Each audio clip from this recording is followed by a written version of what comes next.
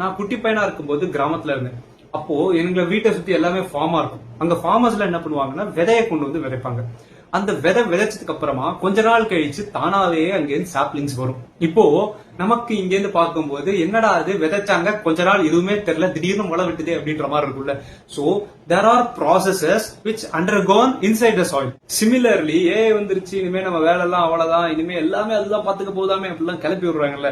Just listen. போன வீடியோல நான் என்ன சொன்னேன்னா நமக்கு ப்ராசஸ கம்மி பண்றது மூலியமாக நமக்கு ஏர்னிங்ஸ் அதிகப்படுத்த முடியும். People want outcome and people don't want to do the process which takes for that. எக்ஸாம்பிளுக்கு நம்ம ஒர்க் அவுட் பண்றதா இருக்கட்டும் அந்த அவுட்கம் வரதுக்கான எஃபர்ட் போட மாட்டாங்க அப்படின்ற மாதிரி ஒரு விஷயத்தான் சொன்னேன்.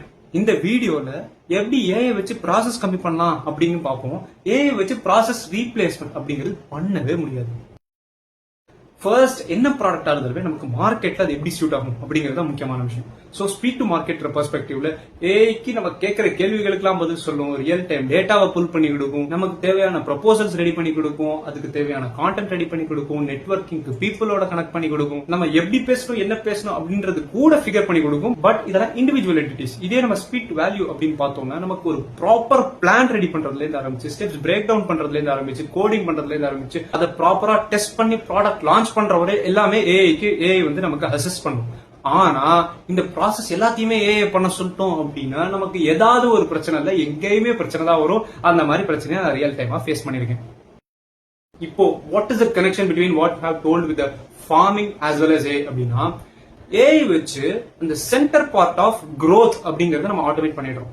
ஆனா கரெக்டான மார்க்கெட் பிளேஸ்மெண்ட் நம்ம தானே ஐடென்டிஃபை பண்ணணும். எக்ஸாம்பிளுக்கு ஃபர்ஸ்ட் விஷயம் இந்த நேரம் நமக்கு விதை வைக்கிறதுக்கான நேரமா அப்படிங்கறத நம்ம சூஸ் பண்றோம்ல. So is this the right time for this product to this market? First விஷயம். ரெண்டாவது அதை நம்ம போய் செய்யறோம். சோ அதுக்கான ஸ்டெப்ஸ் நம்ம எடுக்கிறோம். என்ன ஸ்டெப்ஸ் எடுக்கலாம்? ஒரு ப்ராடக்ட் லான்ச் பண்ணலாம் அப்படிங்கும்போது ஒரு ப்ராடக்டோட நெசசிட்டி கஸ்டமர் பேஸ்க்கு எப்படி இருக்கு அப்படிங்கறத ஃபர்ஸ்ட் ரிசர்ச் பண்ணும்.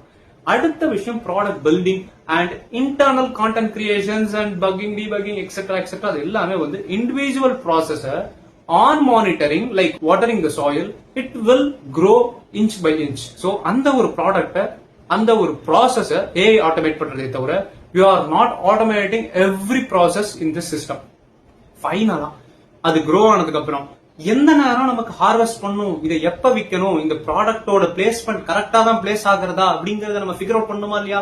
That is the right time to harvest. Harvest பண்ணா மட்டும் பத்தாது, அது யூசர் கைக்கு கொண்டு போயிட்டு அவங்களோட ரிவ்யூஸ் எல்லாம் வச்சு அந்த ப்ராடக்ட மேலும் மேம்படுத்தணுமா இல்லையா? அதுதான் வந்து மார்க்கெட் பிளேஸ்மெண்ட். அதாவது அந்த குட்ஸை கொண்டு போய் கஸ்டமர் கையில சேர்க்கறது. ப்ரோ இப்பவுமே நான் சொல்றேன் AI will automate your work அப்படின்லாம் நீங்க சொன்னீங்கன்னா okay, that's a real part. ஒன்னு சொல்றேன், ஒரு ஹியூமனுக்கும் இருக்கக்கூடிய ஒரு விஷயம் என்னது அப்படின்னா ஹியூமன் ஹேஸ் கன்விக்ஷன். கன்விக்ஷன் அப்படிங்கிறது அவனோட நம்பகத்தன்மையை வச்சு ஒரு விஷயத்தை பாக்குறான் அப்படிங்கிறது கன்விக்ஷன். எக்ஸாம்பிளுக்கு I want this application to be in the market or world wide so that it could make this impact for this person. நீங்க நீங்க நிறைய நேரத்துல நீங்க என்ன கேள்வி கேட்டாலுமே உங்களுக்கு பூசி முழுகிற சிகோபாண்டிக் ஒரு ரிசல்ட் தான் கொடுக்குமே தவிர it will not give you a face slapping answer directly. நான் வந்து பிரெயின் பாக்ஸ் அப்படின்ற ஒரு அப்ளிகேஷன் அப்படிதான் லான்ச் பண்ணேன். என்னன்னா there is no other application and etc features உள்ள கொண்ட ஒரு அப்ளிகேஷன் அப்படிங்கிறது இல்ல எனக்கு தேவைப்படும் அப்படின்றனால நான் பண்ணேன். This is my conviction which gone into a application and launched in Play Store which starts from the conviction. சரி, கன்விக்ஷன் இருக்கு, அதுக்கு அடுத்தது என்னது அப்படின்னா ப்ராப்பர் ஜட்ஜ்மெண்ட் வேணும். எனக்கு இது வேணும் அப்படிங்கிற மாதிரி நான் லான்ச் பண்றேன் அப்படின்னா who are the users, how this application should impact them, what will be the implicit cost, இதனால வரக்கூடிய சைடு எஃபெக்ட்ஸ் என்ன, இந்த மாதிரி விஷயங்கள்லாம் ஜட்ஜ்மெண்ட் அப்படின்ற ஒரு பெர்ஸ்பெக்டிவ்ல நம்ம செக் பண்ணுவோம். மூணாவது விஷயம் டெஸ்ட். இது என்னப்பா புதுசா டெஸ்ட் அப்படின்னா என் கஸ்டமருக்கு, என்னோட ஐடியல் கஸ்டமர் பேஸ்க்கு என்னெல்லாம் பிடிக்கும் அப்படிங்கிறதுக்கான ஒரு புரிதல் எனக்கு இருக்கணும். அதை வச்சு how can I convey the best way so that what my intention and the work conveys to them directly and makes a real impact in the market அப்படிங்கிறதுக்கான ஒரு விஷயம் தான் இந்த டெஸ்ட்.